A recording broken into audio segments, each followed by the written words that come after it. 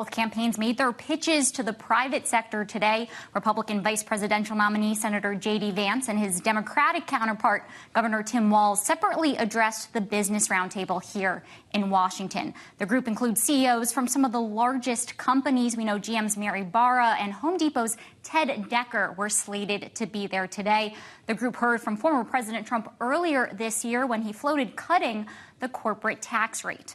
Trump wants to lower the current rate from 21 to 20%, could go as low as 15% for companies that make their products in the U.S. Trump often touts current levels as a win from his 2017 tax plan. As for Vice President Harris, she's pledged to increase the rate to 28%. It mirrors a proposal by the White House. President Biden, for his part, criticized Trump's tax policies today while addressing the Economic Club of New York. My predecessor enacted a $2 trillion tax cut, which made overwhelmingly benefited the very wealthy and the biggest corporations. Made you feel good, I'm sure. But guess what? We don't have to hurt corporations. He and his allies say they support workers in the middle class. Give me a break. A Goldman Sachs analysis out this month shows Trump's corporate tax plan would likely boost S&P 500 earnings by 4%, while they could fall about 5% under Harris's plan.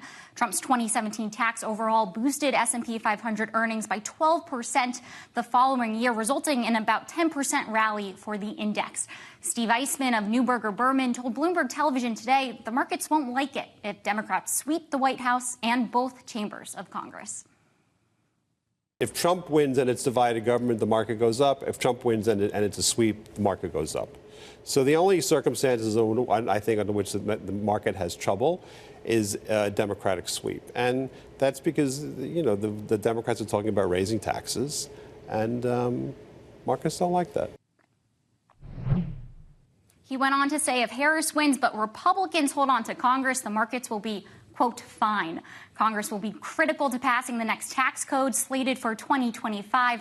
Trump is campaigning on various tax cuts beyond corporations. A Bloomberg News analysis estimates his plans could cost $10.5 trillion over a decade, although Joe and Kaylee, it's unlikely Congress passes every one of his proposals. Yeah, Tyler, it's a great point. He can't do, or she can't do, anything unilaterally. But it also raises the question not just of the businesses, but the people who run them or maybe own them, what the rich think of these policies.